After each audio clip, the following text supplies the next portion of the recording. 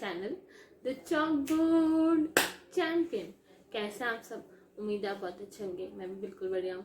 आपने मुझे बहुत सारे प्यार दिया है, बहुत सारे लाइक्स दिए, कमेंट्स दिए मेरे 11th क्लास के एंटरप्रेन्योरशिप वाले वीडियोस में। तो thank you so much guys मेरे को इतना सपोर्ट करने के लिए। और अब मैं क्लास 12th का एंटरप्रेन्योरशिप स्टार्ट करने वाली हूँ, तो इसको भी उतना ही प्यार और लाइक दीजिएगा।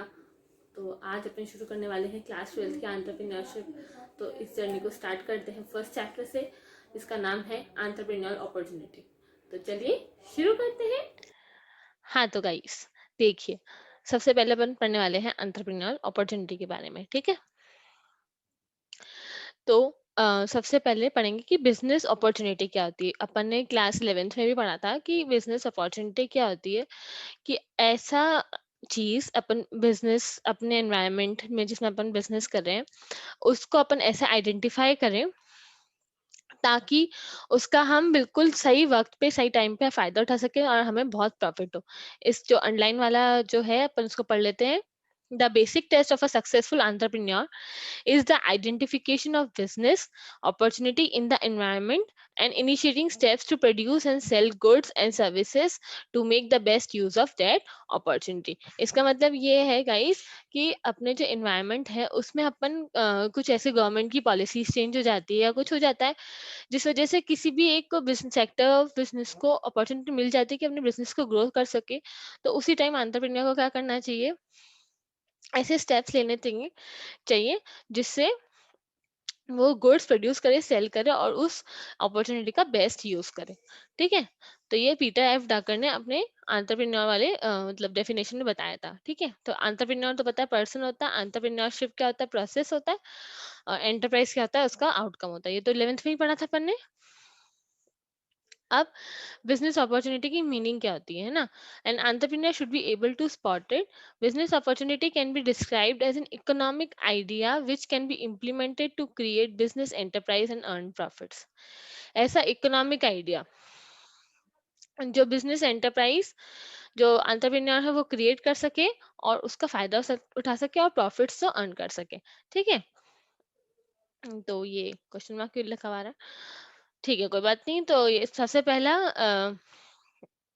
टू थिंग्स हैं एंटरप्रेन्योर के बिफोर सिलेक्टिंग एन अपॉर्चुनिटी। उसको क्या दो चीजें चेक करनी चाहिए कि जिस गुड्स के बारे में वो सोच रहा है कि वो अपॉर्चुनिटी है, तो क्या वो गुड उसके लिए मार्केट में जगह है, कि मतलब मैं मार्केट में उसको इंट्रोड्यूस करूंगा तो क्या लोग उसको एक्सेप्ट करेंगे। दूसरा, जो मैं आपको रेट ऑफ रिटर्न चाहता हूँ, मतलब मुझे उस पर 10% प्रॉफिट चाहिए या 20% चाहिए, तो वो जो रेट ऑफ रिटर्न वो प्रोडक्ट देगा वो इतना अट्रैक्टिव है जो मेरे बिजनेस के लिए काम आएगा।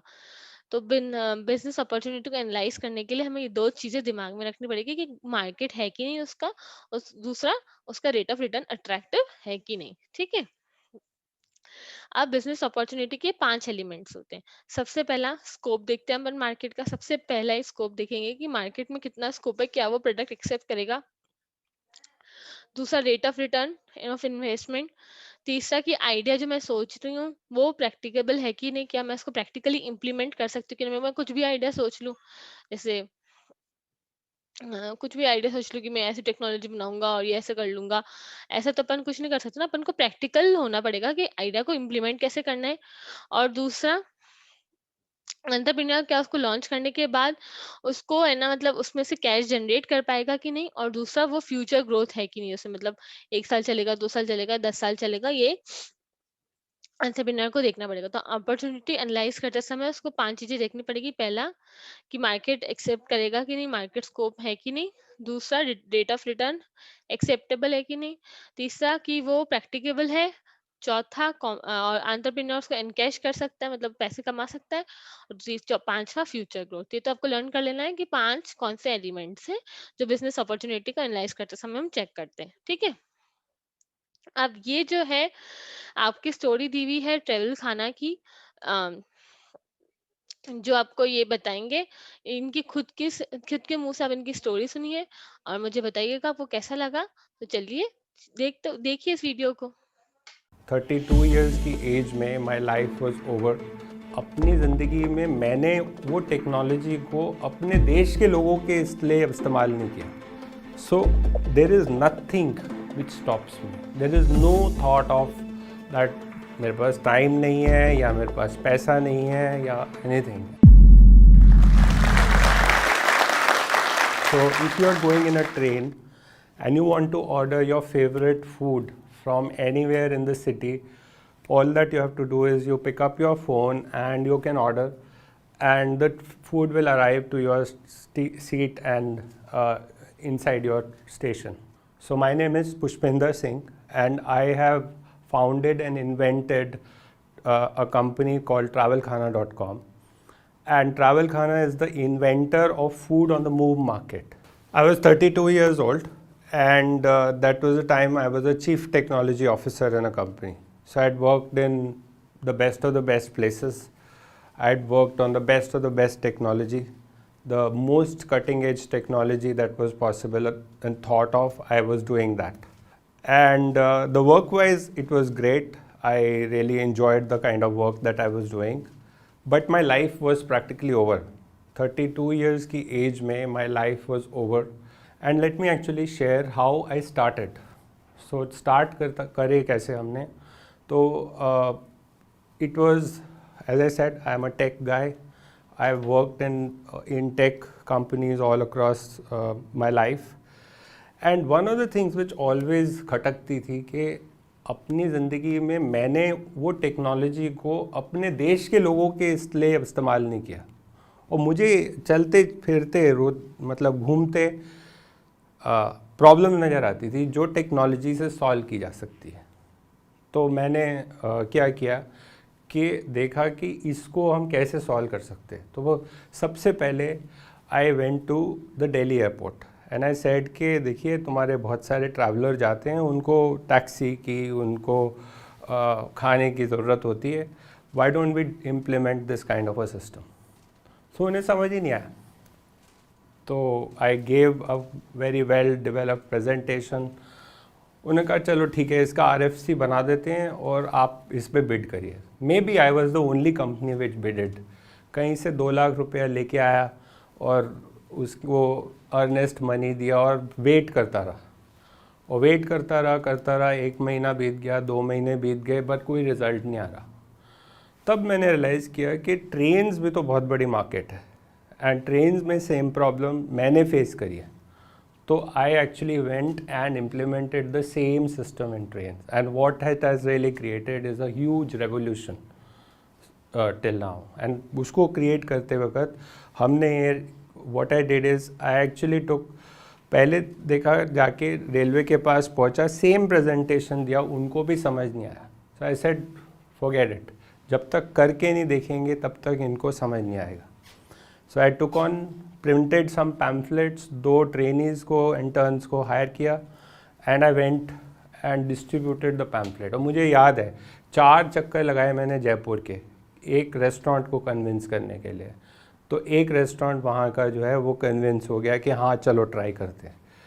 And then I had 2 people who actually went with me और हमने ट्रेन में पर्चे बांटे एंड 200 पर्चे बांटे और बाज़ार से एक सिम कार्ड ख़रीदा और 3 फ़ोन्स लिए, छोटे छोटे फ़ोन 1000 2,000 रुपए के, और उससे कॉल सेंटर बनाया. और उन ट्रेनीज़ को बोला, 2 ट्रेनीज़ को ऑफिस में बोला कि देखो तुम रहना, जब हम डिस्ट्रीब्यूट करेंगे पैम्फलेट तो 2-4 कॉल आ सकते हैं तुम्हारे पास, ऑर्डर का तो पता नहीं है बट कॉल आ सकते हैं.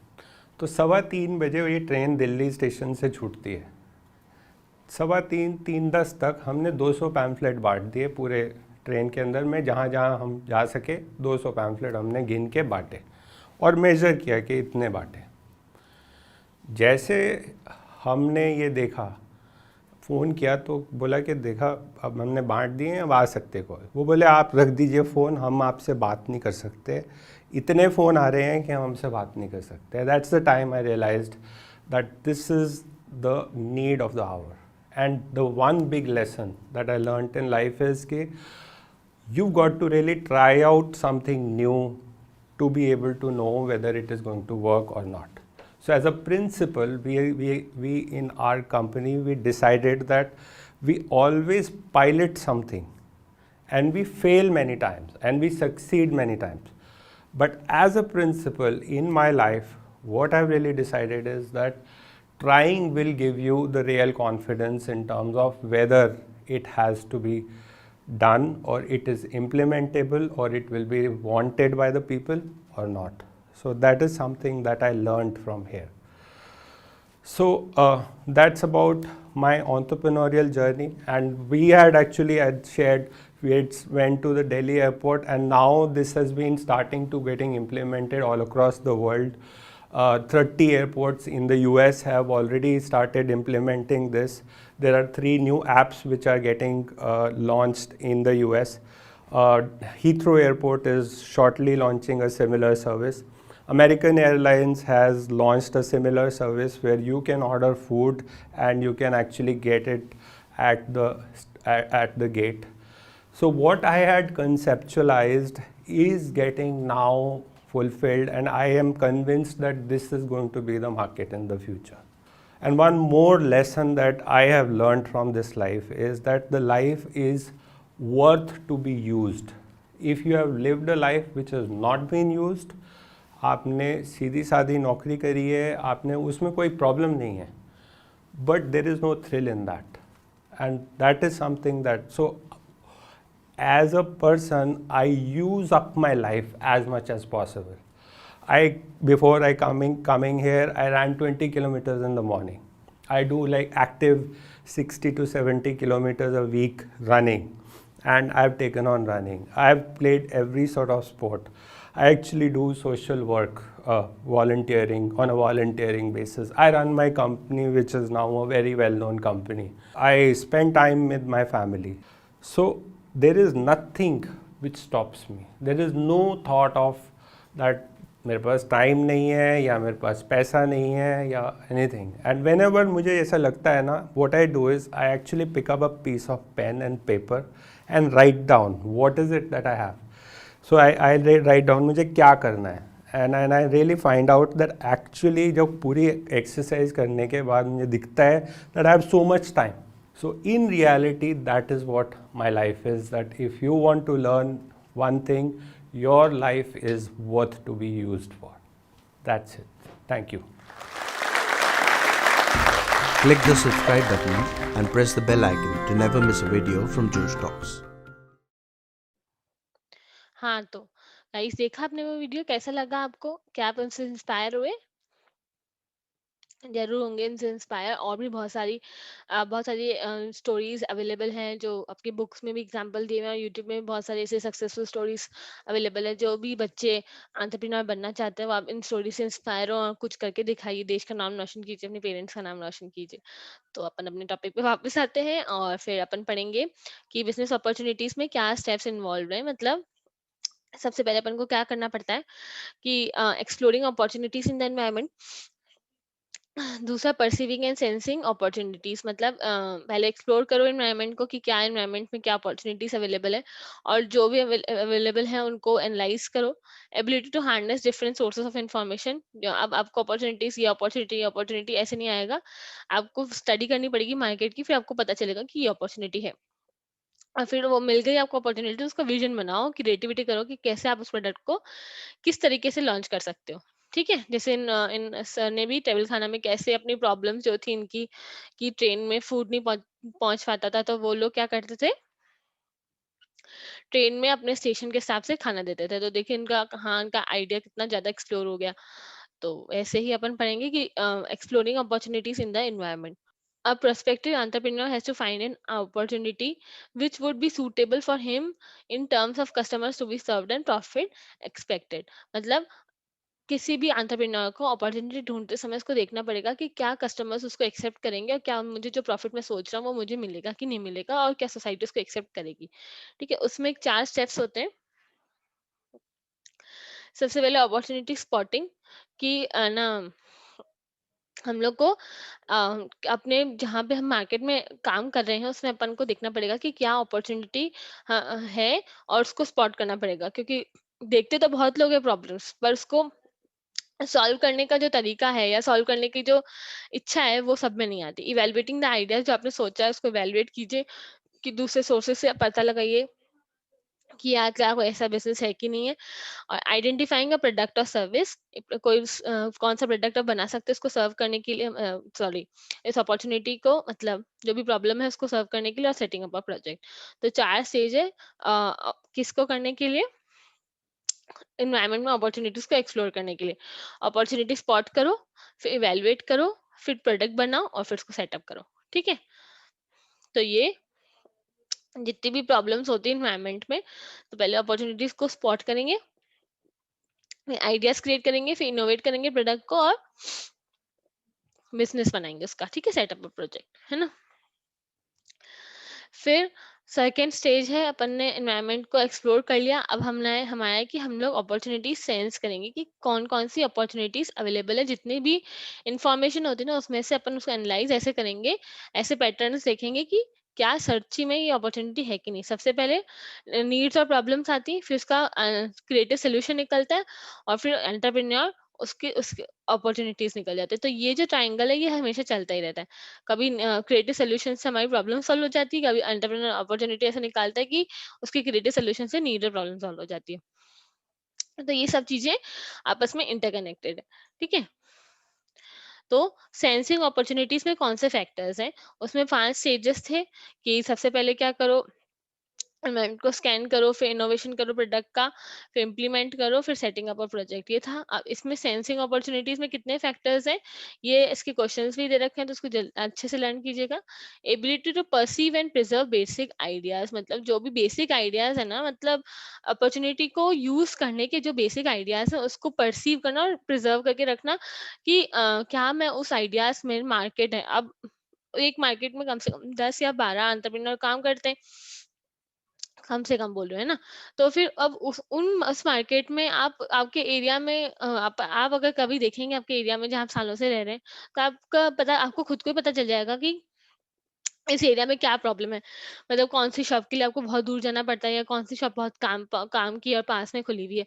तो ये वो लोग जो खोलते हैं नई नई शॉप, वो भी मार्केट को एनालाइज करके देखते हैं कि भाई कौन सी शॉप यहाँ पे नहीं है, तो उस हिसाब से वो वहाँ पे वो शॉप खोल लेते हैं। तो ability to harness different sources of information, harness different sources of information का मतलब क्या होता है कि जितने भी मैगजीन्स, बिजनेस रिपोर्ट्स और जो भी न्यूज़पेपर्स हैं, इकोनॉमिक टाइम्स, ये सब जो छपते हैं, तो वो उस मार्केट को एनालाइज करके जो भी एंटरप्रेन्योर अपॉर्चुनिटी क्रिएट करता है, देखता है और उसको यूज करता है, वो बहुत ज्यादा क्या हो जाता है, फेमस हो जाता है या सक्सेसफुल हो जाता है। विजन और क्रिएटिविटी तो रखनी है दिमाग में। तो ability to perceive and preserve basic ideas में कौन कौन से सोर्सेस का देख सकते हैं कि कहाँ से आइडियाज आ सकते हैं। क्या तो प्रॉब्लम हो, कहीं भी अपन को प्रॉब्लम हो, आइडिया लीड, तो कोई भी प्रॉब्लम जहाँ पे प्रॉब्लम होगी वहाँ पे उसका सोल्यूशन का आइडिया भी आ जाएगा। चेंज, अगर कोई लीगल टेक्नोलॉजिकल कोई चेंजेस हुए हैं, जैसे मोबाइल में चेंज है तो उसमें कैमरा अलग होगा, 32 मेगापिक्सल, 42, तो जब जब ये स्मार्टफोन से 5 6 साल पहले नहीं होते थे, तो अपन को तो ये भी नहीं पता था मेगापिक्सल क्या होता है। ठीक है, तो वो चेंजेस हो गए हमारे टेक्नोलॉजी में, नए नए इन्वेंशंस आ गए हैं, कंपटीशन लोग आए हैं। आप कार में ही कितने आपको ऑप्शंस मिल जाते हैं, मर्सिडीज में इतने ऑप्शन, और टेस्ला में, और ऑडी में, ये सब में जो आपको इतने सारे ऑप्शंस हैं। और इनोवेशन कि अब अपॉर्चुनिटी है तो इससे अपन का नए नए चीजें बन जाएंगी, नए नए प्रोसेस से अब आप नई नई चीजों को इनोवेट कर सकते हैं। आपने वो मिट्टी कूल वाला आइडिया तो देखा ही होगा, जिसने नहीं देखा है वो मेरा फर्स्ट एंटरप्रेन्योर का वीडियो है मेरे चैनल पे, तो उसको देखिए। वरना तो नॉर्मली यूट्यूब पे मिट्टी कूल ट्राई कीजिए, तो उस आदमी ने कैसे मिट्टी के बर्तनों से वो फ्रिज बना ली है, पॉट्स बना लिए हैं, ताकि ठंडक मिले लोग, मतलब जो भी गरीब लोग हैं वो आराम से अफोर्ड कर पाए। तो इनोवेशन होता है उससे भी। तो इस ये है एबिलिटी, है ना। तो कौन सी इसमें कुछ भी नहीं है, प्रॉब्लम्स आएंगी, प्रॉब्लम्स है तो उससे सोल्यूशन मिल जाएगा, चेंजेस जो होंगे, इन्वेंशंस, इनोवेशंस और कंपटीशन। ठीक है, अब harness sources of information, sources of information जैसे मैगजीन्स, जर्नल, सेमिनार्स होते हैं, ट्रेड शोज होते हैं, या कोई हमारा कभी फैमिली गेट टुगेदर होता है, तो उसमें भी बातें करते करते अपन को इन्फॉर्मेशन मिलती है और अपन को बिजनेस आइडिया मिल जाता है। तो बहुत सारे सोर्सेस को अपन साथ में लाके और जो भी पैटर्न निकल के एनालाइज करते हैं ना इन्फॉर्मेशन को, तो अपन को कोई ना कोई आइडिया जरूर मिल जाता है। ठीक है, अगर अपन के मन में हो कि अपन को कुछ ऐसा बिजनेस स्टार्ट करना है तो। ठीक है, विजन और क्रिएटिविटी, क्रिएटिविटी मस्ट है, क्योंकि आप कोई भी सोल्यूशन लाएंगे तो आपने उसमें क्या अलग किया वो आपको जरूर देखना है। तो इनोवेशन जो है वो क्रिएटिविटी से ही आती है, तो एंटरप्रेन्योर को कॉन्स्टेंटली ट्राई करना चाहिए कि जो उसकी प्रॉब्लम है उसका क्रिएटिव सोल्यूशन, इनोवेटिव सोल्यूशन निकले, ताकि दे कॉन्स्टेंटली ओवरकम एडवर्सिटी। मतलब एडवर्सिटी मतलब होती है कमी, कि किसी भी चीज की कमी हो तो एंटरप्रेन्योर अपने इस प्रॉब्लम को ऐसे सॉल्व कर सकता है। Exercise control over the business, make a significant difference. मतलब मार्केट में उनका प्रोडक्ट सबसे अलग क्यों है, वो इस क्रिएटिविटी वजह से आता है। ठीक है, तो ये अपन एनवायरमेंटल स्कैनिंग अगले वीडियो में पढ़ेंगे। तो आज के लिए बस इतना ही। Thank you so much.